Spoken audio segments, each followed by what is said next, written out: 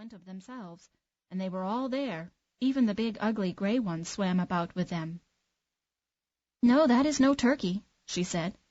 "How beautifully he uses his legs, and how erect he holds himself. He is my own chick. After all, he is not so bad when you come to look at him properly. Quack, quack, now come with me, and I will take you into the world, and introduce you to the duck-yard. But keep close to me all the time, so that no one may tread upon you, and beware of the cat." They went into the duck-yard. There was a fearful uproar going on, for two broods were fighting for the head of an eel, and in the end the cat captured it. "That's how things go in this world," said the mother duck, and she licked her bill, for she wanted the eel's head herself. "Use your legs," said she. "Mind you quack properly, and bend your necks to the old duck over there. She is the grandest of them all. She has Spanish blood in her veins, and that accounts for her size. And do you see, she has a red rag round her leg. That is a wonderfully fine thing, and the most extraordinary mark of distinction any duck can have.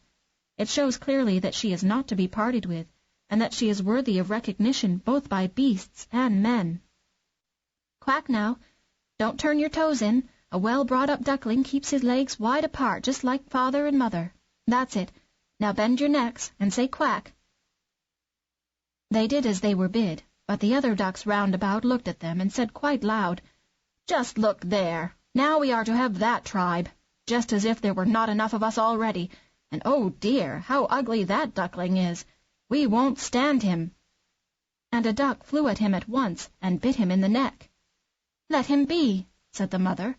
"He is doing no harm." "Very likely not, but he is so ungainly and queer," said the biter. "He must be whacked." "They are handsome children you have," said the old duck with the rag round her leg. "All good-looking except this one. He is not a good specimen. It's a pity you can't make him over again." "That can't be done, your grace," said the mother duck.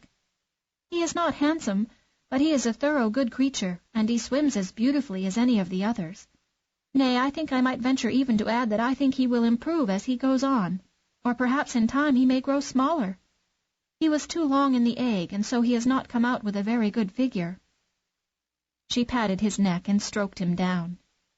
"Besides, he is a drake," said she, "so it does not matter so much.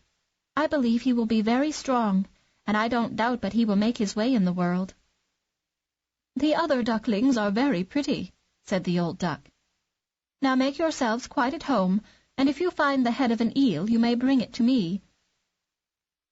After that they felt quite at home, but the poor duckling which had been the last to come out of the shell, and who was so ugly, was bitten, pushed about, and made fun of, both by the ducks and the hens.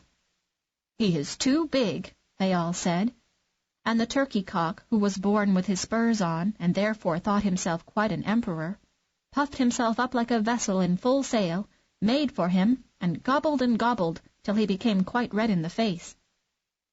The poor duckling was at his wits' end, and did not know which way to turn. He was in despair because he was so ugly, and the butt of the whole duck-yard. So the first day passed, and afterwards matters grew worse and worse. The poor duckling was chased and hustled by all of them.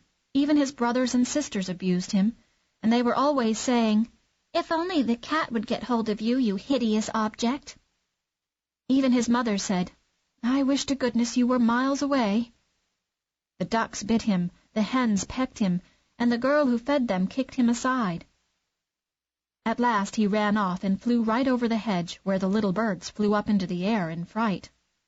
"That is because I'm so ugly," thought the poor duckling, shutting his eyes, but he ran on all the same until he came to a great marsh where the wild ducks lived.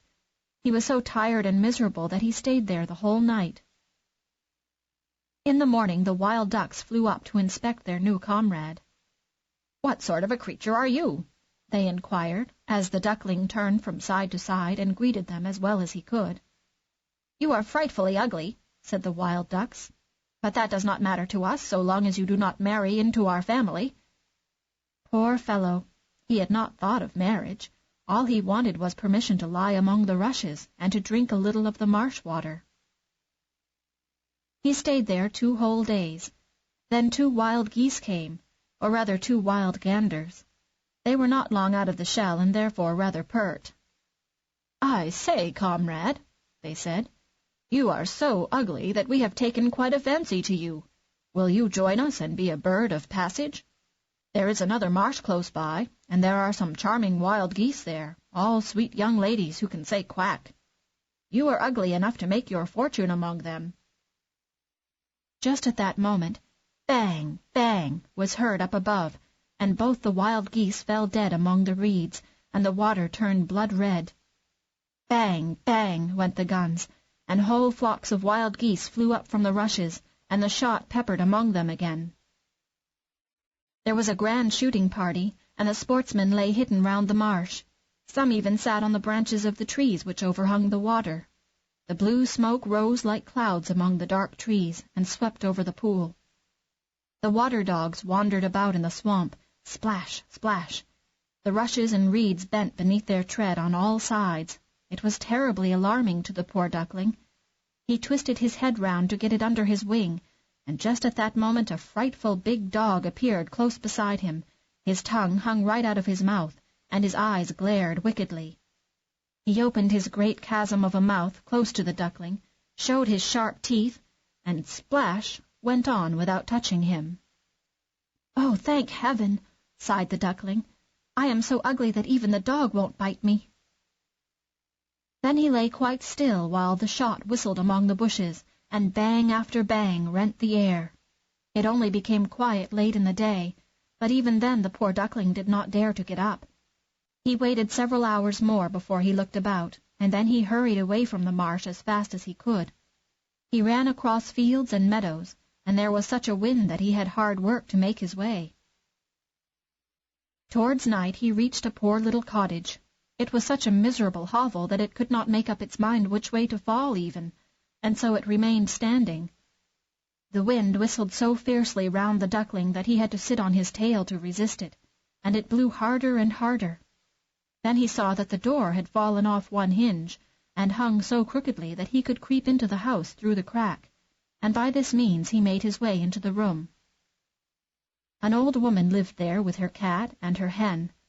The cat, which she called Sunny, could arch his back, purr, and give off electric sparks, that is to say, if you stroked his fur the wrong way. The hen had quite tiny short legs, and so she was called Chucky Lowlegs. She laid good eggs, and the old woman was as fond of her as if she had been her own child. In the morning the strange duckling was immediately discovered, and the cat began to purr, and the hen to cluck. "What on earth is that?" said the old woman, looking round, but her sight was not good, and she thought the duckling was a fat duck which had escaped. "This is a capital find," said she. "Now I shall have duck's eggs, if only it is not a drake. We must find out about that." So she took the duckling on trial for 3 weeks, but no eggs made their appearance. The cat was the master of the house, and the hen the mistress, and they always spoke of "we and the world," for they thought that they represented the half of the world, and that quite the better half. The duckling thought there might be 2 opinions on the subject, but the hen would not hear of it. "Can you lay eggs?" she asked. "No." "Will you have the goodness to hold your tongue, then?" And the cat said, "Can you arch your back, purr, or give off sparks?" "No." "Then you had better keep your opinions to yourself when people of sense are speaking." The duckling sat in the corner nursing his ill humor. Then he began to think of the fresh air and the sunshine. An uncontrollable longing seized him to float on the water, and at last he could not help telling the hen about it. "What on earth possesses you?" she asked. "You have nothing to do. That is why you get these freaks into your head. Lay some eggs or take to purring, and you will get over it." "But it is so delicious to float on the water," said the duckling. "So delicious to feel it rushing over your head when you dive to the bottom." "That would be a fine amusement," said the hen. "I think you have gone mad. Ask the cat about it. He is the wisest creature I know. Ask him if he is fond of floating on the water or diving under it. I say nothing about myself. Ask our mistress, the old woman. There is no one in the world cleverer than she is. Do you suppose she has any desire?"